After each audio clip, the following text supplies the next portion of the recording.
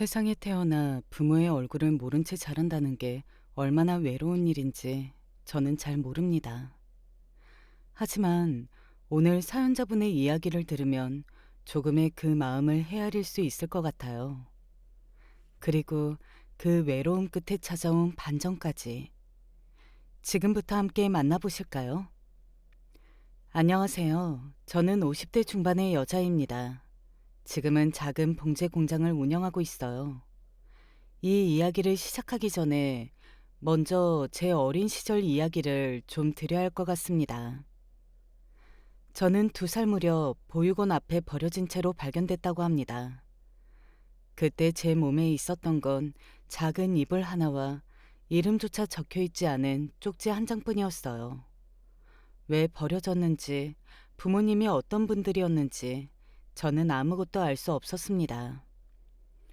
보육원 원장님께서 지어주신 이름으로 자랐고 18살이 되던 해에 보육원을 나와 혼자 힘으로 살아가야 했어요.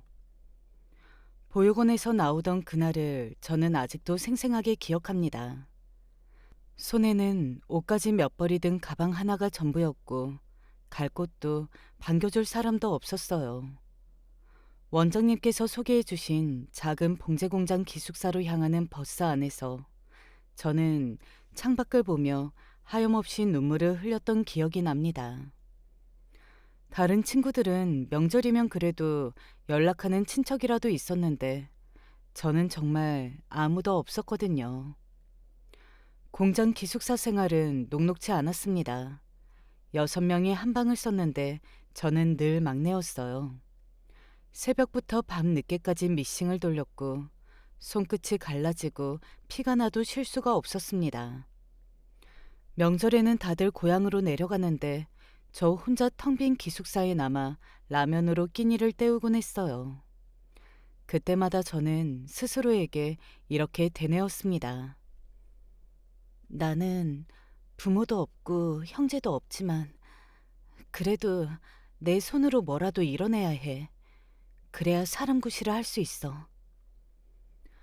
그런 마음으로 이악 물고 일을 배웠습니다. 남들보다 2배는 더 빨리, 더 꼼꼼하게 배우려고 노력했어요. 손이 야무지다는 말을 자주 들었고 그 덕분에 20대 초반에는 이미 작은 하청 일을 맡을 정도로 실력을 인정받았습니다. 하지만 그 자리까지 오르는 동안 저는 몸살이 나도 참았고 손을 다쳐도 병원비 아까워서 그냥 약국 연고만 바르며 버텼어요. 아플 때 옆에서 죽 한 그릇 끓여줄 사람 하나 없다는 게 그때는 정말 사무치게 외로웠습니다. 그러다가 25살에 지금의 남편을 만났습니다. 남편은 저희 공장에 원단을 납품하던 업체 직원이었는데 참 성실하고 다정한 사람이었어요. 처음엔 그냥 업무적으로 몇 번 마주치는 사이였는데 어느 날 제가 야근하다가 미싱 바늘에 손가락을 깊게 다친 적이 있었어요. 마침 원단을 배달하러 왔던 남편이 그 모습을 보고 놀라서 바로 저를 병원까지 데려다 줬습니다. 이렇게 심하게 다쳤는데 왜 참고 계세요? 얼른 병원 가셔야죠. 남편은 그렇게 말하며 저를 부축해줬어요. 병원에서 상처를 치료받는 동안 남편은 옆에 앉아서 제게 이런저런 이야기를 물어봤습니다. 저는 별 생각 없이 제가 보육원 출신이라는 것도 가족이 없다는 것도 솔직하게 말했어요. 남들에게는 잘 안 하는 이야기였는데 이상하게 그날은 술술 말이 나오더라고요. 남편은 제 이야기를 다 듣고도 표정 하나 변하지 않고 이렇게 말했습니다. 그동안 정말 혼자서 고생 많으셨네요. 저는 미진 씨 얘기 듣고 나니까 미진 씨가 대단하다는 생각이 들어요. 그 힘든 걸 혼자 다 이겨내신 거잖아요. 저는 그 말을 듣고 정말 오랜만에 눈물이 났습니다. 그동안 제 사연을 듣고 안쓰럽게 여기거나 은근히 거리를 두는 사람은 있어도 이렇게 담담하게 저를 대단하다고 말해준 사람은 처음이었거든요. 그날 이후로 남편은 원단을 배달할 때마다 저를 챙기기 시작했습니다. 저기, 미진 씨, 일할 때 피곤하시죠? 제가 커피라도 한 잔 사다 드릴게요. 남편은 늘 그렇게 사소한 배려를 해주는 사람이었습니다. 처음엔 그냥 지나가는 친절인가 싶었는데 시간이 지날수록 그게 진심이라는 게 느껴졌어요. 남편은 제 생일도 몰래 기억해뒀다가 작은 케이크를 사오기도 하고 제가 몸이 안 좋다고 하면 퇴근길에 죽을 포장해서 기숙사 앞까지 가져다 주기도 했습니다. 저 아무것도 없어요. 근데 저한테 왜 이렇게까지 챙겨주세요? 제가 물으면 남편은 그저 씩 웃으며 이렇게 대답했습니다. 그냥 당신이 좋아서 그래요. 지금까지 가족이 없어서 미진 씨 혼자 다 이겨냈으니까 이제는 제가 미진 씨 옆에서 가족이 되어주고 싶어서요. 저는 그 말에 마음이 완전히 무너졌습니다. 태어나서 처음으로 누군가 저를 위해 존재해주겠다고 말해준 순간이었으니까요. 저는 부모도 형제도 없이 혼자 살아온 사람이라 그런 작은 다정함에도 마음이 크게 흔들렸습니다. 저희는 그렇게 연애를 시작했고 2년 정도 만난 뒤에 결혼을 이야기하게 됐어요. 문제는 시댁이었습니다. 남편이 제 이야기를 처음 시댁에 전했을 때 시어머니가 크게 반대하셨다고 합니다. 남편에게 나중에 전해들은 이야기인데 시어머니는 처음엔 그저 화를 내는 정도가 아니라 밥도 안 드시고 며칠을 앓아 누우셨다고 해요. 내가 너를 어떻게 키웠는데 부모도 없는 애를 데려오겠다고 해? 차라리 내가 죽는 꼴을 봐라. 시어머니는 그렇게 소리를 지르시며 남편이 저와 만나는 걸 완강하게 막으려 하셨습니다. 심지어 남편 몰래 흥신소 비슷한 곳에 연락해서 제 뒷조사를 시키기도 하셨어요. 제가 정말 보육원 출신이 맞는지 혹시 숨겨진 나쁜 이력이라도 있는 건 아닌지 샅샅이 캐보려 하셨던 거예요. 물론 저는 그저 성실하게 살아온 평범한 사람이었기 때문에 딱히 흠잡을 만한 게 나오지 않았습니다. 하지만 그마저도 시어머니는 못마땅해 하셨어요. 수상해. 그런 환경에서 자랐는데 저렇게 멀쩡한 직장 다니고 아무 흠도 없다는 게 오히려 더 이상한 거야. 시어머니는 저를 직접 만나기도 전에 이미 그렇게 결론을 내려놓고 계셨습니다. 남편은 그런 시어머니를 설득하려고 몇 번이나 대화를 시도했어요. 엄마, 저는 이 사람이랑 결혼하고 싶어요. 부모가 없다는 게 이 사람 잘못은 아니잖아요. 오히려 그런 환경에서 이렇게 반듯하게 자란 게 대단한 거 아니에요? 너는 아직 세상을 몰라서 그래. 근본이라는 게 얼마나 중요한지 나중에 뼈저리게 알게 될 거다. 애 낳고 살아봐라. 그 핏줄이 어디 가나. 나는 절대 허락 못해. 남편이 몇 번이나 저를 직접 시댁에 데려가서 인사를 시키려 해도 시어머니는 문도 안 열어주신 적이 있었어요. 저는 그날 시댁 대문 앞에서 1시간 넘게 서 있다가 결국 인사도 제대로 못 드리고 돌아와야 했습니다. 그날 남편은 저를 붙잡고 미안하다며 눈물을 보였어요. 미안해. 정말 미안해. 우리 엄마가 이렇게까지 하실 줄은 몰랐어. 괜찮아. 나는 이미 익숙해. 태어날 때부터 환영받지 못하고 살아온 사람인데 이 정도는 견딜 수 있어. 저는 그렇게 담담하게 말했지만 사실 속으로는 정말 많이 무너졌습니다. 남편은 그럼에도 저를 포기하지 않았어요. 몇 달 동안 매일같이 시어머니를 찾아가 설득했고 때로는 부모 없이 하는 결혼도 마다하지 않겠다고 강하게 나가기도 했습니다. 엄마, 저 이 사람 아니면 결혼 안 할 거예요. 엄마가 끝까지 반대하시면 저는 그냥 엄마 없이 결혼할 거예요. 그 말에 시어머니는 결국 한 발 물러서셨습니다.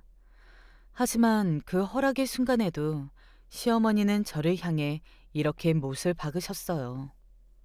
허락은 하겠다만 내 마음까지 허락한 건 아니다. 앞으로 두고 볼 거야. 결국 시어머니는 마지못해 결혼을 허락하셨습니다. 하지만 그 허락은 그저 형식적인 것에 불과했다는 걸 저는 결혼하고 나서야 알게 됐습니다. 결혼식 날부터 시어머니의 태도는 냉랭했습니다. 다른 하객들 앞에서는 웃으며 인사하셨지만 저와 단둘이 있을 때는 늘 이런 식이었어요. 너는 근본도 없는 애가 어떻게 그렇게 뻔뻔하게 웃고 다니니? 우리 아들 인생 네가 다 망친 거야. 좋은 집안 딸이랑 결혼했으면 훨씬 잘 풀렸을 텐데. 저는 그 말을 들을 때마다 마음이 무너졌지만 반박할 말이 없었습니다. 정말로 저는 제 뿌리를 몰랐으니까요. 명절이 되면 저는 며느리로서 상 위에 함께 앉는 것조차 허락받지 못했습니다. 너는 부엌에서 먹어라. 우리 집안 어른들 앞에서 근본 없는 며느리가 같이 앉아 있는 거 나는 못 보겠다. 저는 그 말에 아무 대꾸도 못하고 30년 가까운 세월 동안 명절마다 부엌 한켠에서 혼자 밥을 먹었습니다. 시댁 친척들이 모이는 자리에서도 저는 늘 인사만 하고 자리를 피해야 했어요. 한 번은 시아버지 생신잔치가 크게 열린 적이 있었습니다. 먼 친척들까지 다 모이는 자리였는데 시어머니는 저한테 손님상 시중을 들라고 하시면서 정작 소개는 이렇게 하셨어요. 이쪽은 저희 집 일 도와주는 사람이에요. 인사 안 해도 돼요. 저는 순간 귀를 의심했습니다. 30년 가까이 며느리로 살아왔는데 며느리가 아니라 일 도와주는 사람으로 소개된 순간 저는 정말 견디기 힘든 모욕감을 느꼈습니다. 그 자리에 있었던 친척 한 분이 조심스럽게 저분 며느리 아니세요? 라고 물으셨는데 시어머니는 그저 웃으며 얼버무리셨어요. 뭐 며느리이긴 한데 저는 그날 손님상을 다 차리고 나서 화장실에 들어가 소리 죽여 울었습니다. 30년이나 됐는데도 여전히 근본이 안 느껴진다. 사람이 세월이 지나면 좀 나아져야 하는데 넌 그대로구나. 저는 그 말을 듣고 정말 억울했습니다. 저는 결혼한 세월 동안 시댁 일이라면 굳은 일 하나 마다한 적이 없었는데 돌아온 건 그런 말뿐이었으니까요. 시어머니는 심지어 제가 힘들게 모은 돈으로 산 살림 도구들도 곱게 보지 않으셨습니다. 제가 새 냉장고를 드렸을 때는 이렇게 말씀하셨어요. 근본 없는 게 물건 욕심은 있어서 이런 거 산다고 사람이 달라지는 줄 아니? 아이를 낳고 나서는 상황이 더 심해졌습니다. 시어머니는 손주를 보면서도 이런 말씀을 하셨어요. 애가 크면서 혹시라도 지 엄마처럼 근본 없는 티가 날까봐 걱정이다. 애 교육 잘 시켜라. 나쁜 피가 어디 가겠냐마는. 아이들 앞에서 시어머니의 언행은 점점 더 거침이 없었습니다. 제 딸이 초등학교 다닐 때 학교 준비물로 가족 사진을 가져가야 했던 적이 있었어요. 그런데 시어머니는 그 사진첩을 보시면서 손녀 앞에서 이런 말을 하셨습니다. 너희 엄마가 외갓집이 없어서 참 안 됐다. 그래도 아빠 쪽 핏줄이라도 좋으니까 다행이지. 반쪽짜리 근본이지 뭐. 딸아이가 그 말을 듣고 저에게 와서 엄마, 근본이 뭐야? 할머니는 왜 저렇게 말해? 라고 물었을 때 저는 뭐라고 대답해야 할지 몰라서 그저 딸을 꼭 안아줄 수밖에 없었습니다. 시어머니에게 전 어떤 잘못을 했다기보다는 그저 부모를 모른다는 이유 하나로 평생을 죄인처럼 살아야 했습니다. 남편은 그런 시어머니 앞에서 늘 침묵했습니다. 여보, 나도 힘들어. 근데 엄마가 워낙 완고하셔서 그냥 조금만 참아줘. 남편의 무책임함은 그저 침묵으로만 끝나지 않았어요. 한 번은 명절에 제가 부엌에서 혼자 상을 치우고 있는데 남편은 거실에서 시어머니 형제들과 함께 웃으며 이야기를 나누고 있었습니다. 제가 힘들어서 잠깐 도와달라고 했더니 남편은 이렇게 대답했어요. 조금만 참아. 나까지 부엌에 들어가면 엄마가 또 뭐라고 하셔. 그냥 자기가 좀 해줘. 저는 그 말을 듣고 정말 서러웠습니다. 결혼한 지 30년 가까이 남편은 단 한 번도 저를 위해 시어머니와 제대로 부딪혀 본 적이 없었어요. 오히려 갈등이 생길 때마다 저에게 그냥 참아, 이해해줘. 엄마가 원래 그런 사람이잖아. 라는 말만 반복했습니다. 심지어 제가 딸아이 앞에서 상처받은 이야기를 전했을 때도 남편은 그저 이렇게만 말했어요. 엄마가 또 그런 말씀을 하셨어? 아, 알겠어. 내가 나중에 말씀드릴게. 하지만 그 나중은 단 한 번도 오지 않았습니다. 남편은 늘 갈등을 피했고 그 몫을 고스란히 저에게 떠넘기며 살았어요. 저는 그런 남편에게 서운함을 느끼면서도 저를 선택해준 유일한 사람이었기에 쉽게 등을 돌릴 수가 없었습니다.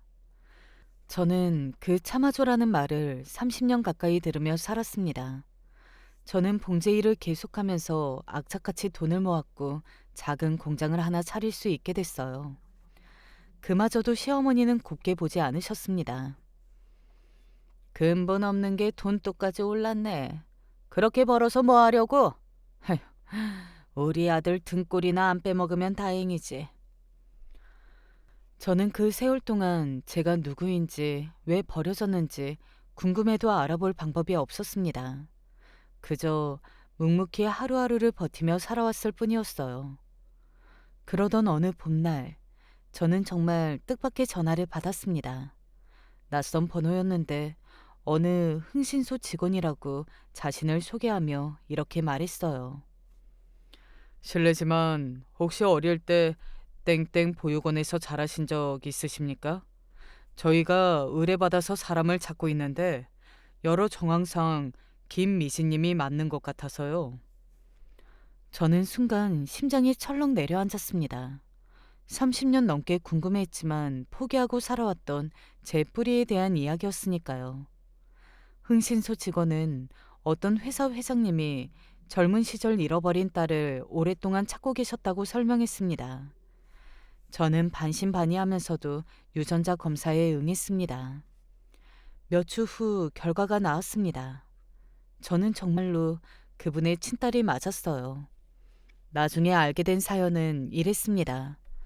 제 친아버지는 젊은 시절 어려운 형편 속에서 저를 낳으셨다고 합니다.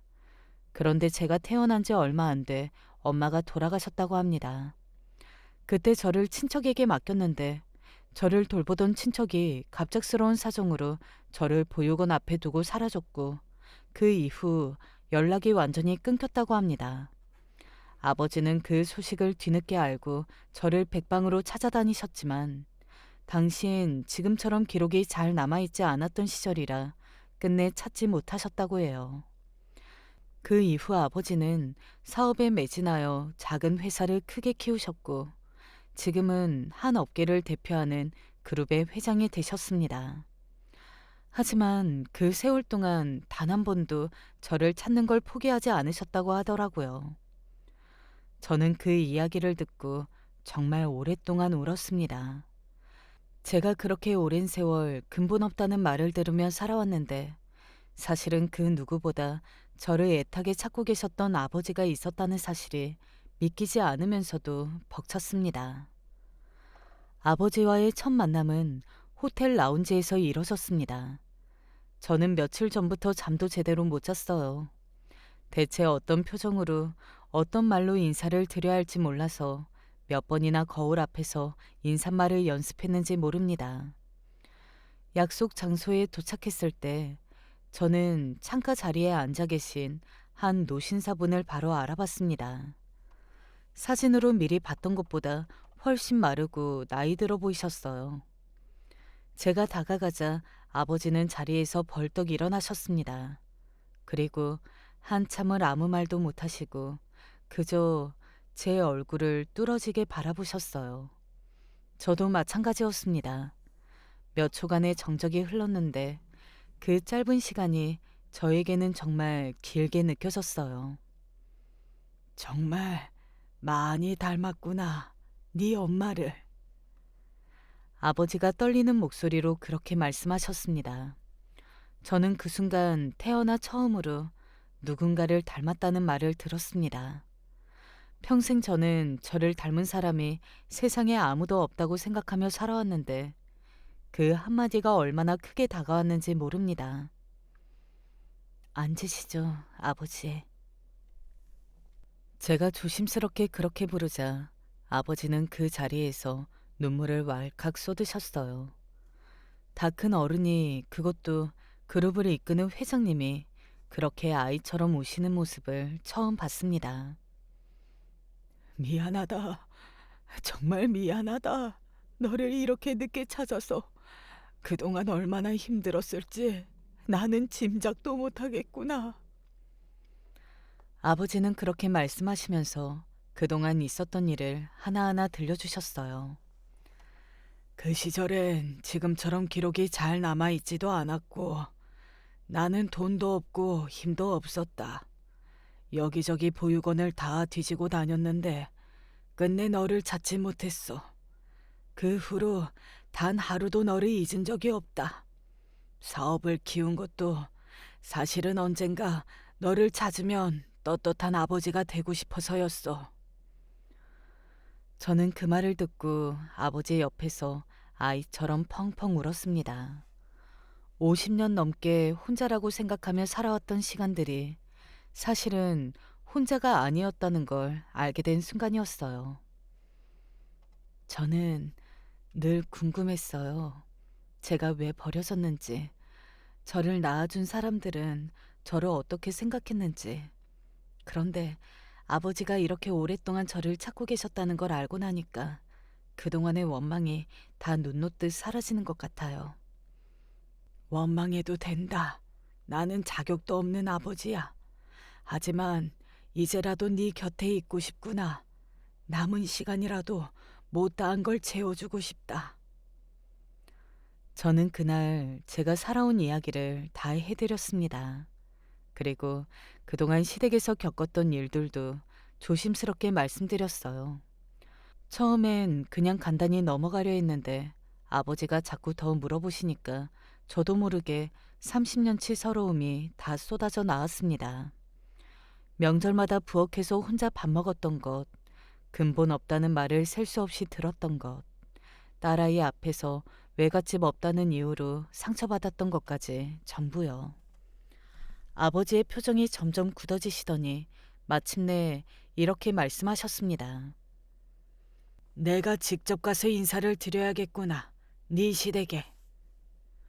며칠 후 아버지는 정말로 시댁을 찾아가셨습니다. 저도 함께였어요.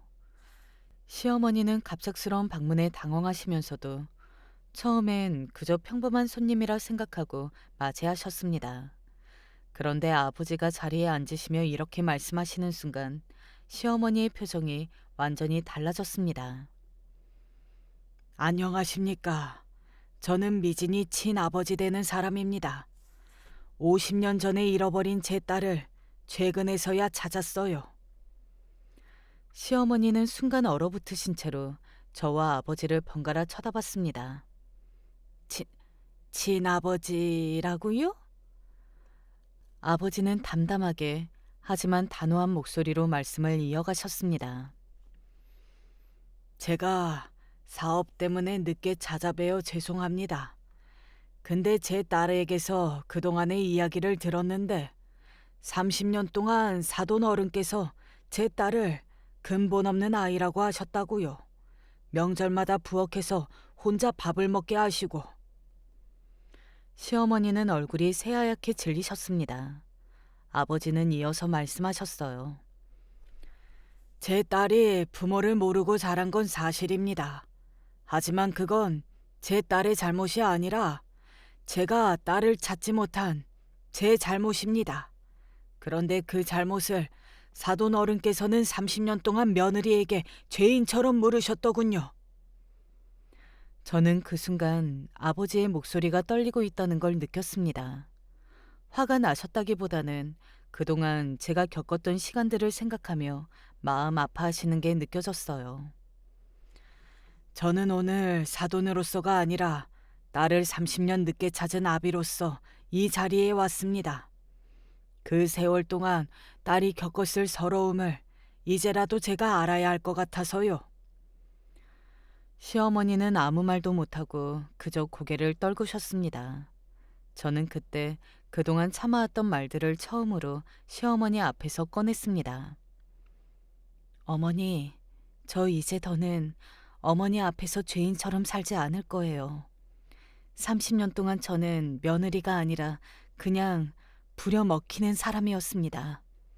시아버지 생신잔치 때 저를 일 도와주는 사람이라고 소개하셨던 거, 언제나 절 근본이 없다고 하셨던 거, 제 딸 앞에서 외갓집 없다고 흉보셨던 거, 저 하나도 안 잊었어요.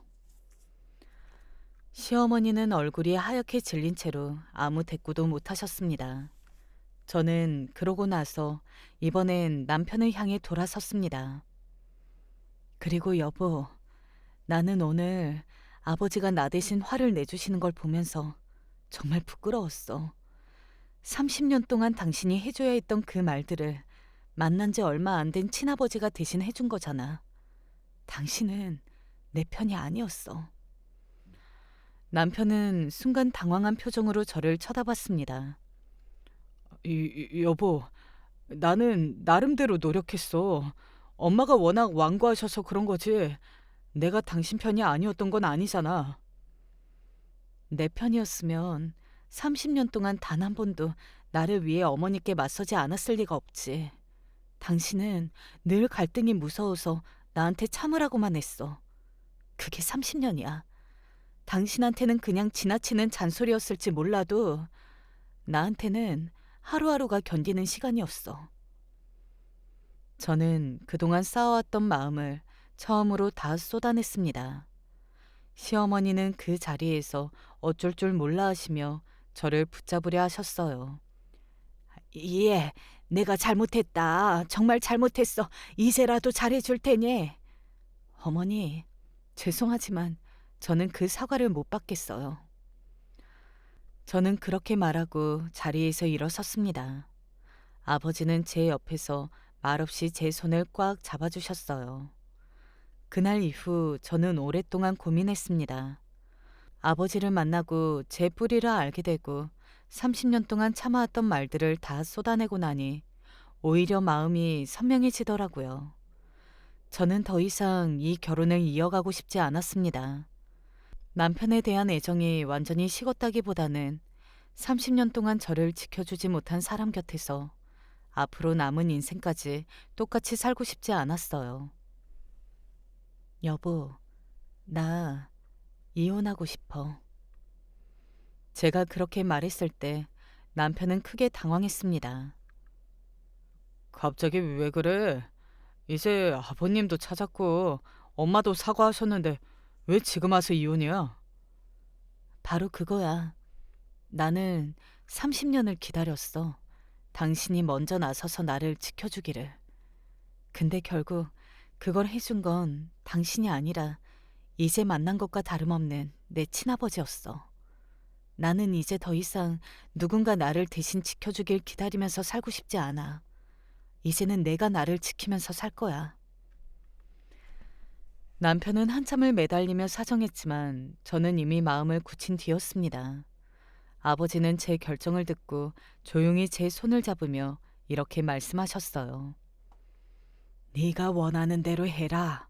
이제부터는 내가 네 뒤에 있을 테니 무서워하지 말고 네 인생을 살아. 이혼 절차는 생각보다 어렵지 않게 마무리됐습니다. 저는 그동안 제가 일궈온 봉제 농장을 그대로 지켰고 아이들도 이제 다 커서 독립한 뒤라 양육 문제로 얽힐 것도 없었어요. 시어머니는 이혼 소식을 듣고 몇 번이나 저에게 연락해 되돌리려 하셨지만 저는 더 이상 흔들리지 않았습니다. 어머니, 저는 이제 어머니의 며느리도 근본 없는 사람도 아니에요. 제 아버지의 딸로 제 인생을 사는 사람으로 살아갈 거예요. 지금 저는 아버지와 함께 못다한 시간을 채워가고 있습니다. 매주 한 번씩 만나 식사를 하고 어릴 적 이야기, 그리고 서로가 살아온 세월에 대해 이야기를 나눠요. 봉제 공장도 아버지의 도움 없이 제 힘으로 계속 키워가고 있습니다. 저는 이제 제가 누구인지, 어디에서 왔는지 더 이상 부끄러워하지 않습니다. 오히려 그 긴 세월을 버텨온 제 자신이 자랑스럽습니다. 30년을 참고 살았던 시간이 아깝지 않다면 거짓말이겠지만 저는 이제 압니다. 늦었다고 생각한 순간이 사실은 가장 빠른 시작이라는 걸요. 제 사연은 여기까지입니다. 들어주셔서 감사합니다. 여러분의 사연을 기다리고 있습니다. 아래 댓글로 남겨주시거나 메일로 보내주세요. 오늘도 좋은 하루 보내세요. 감사합니다.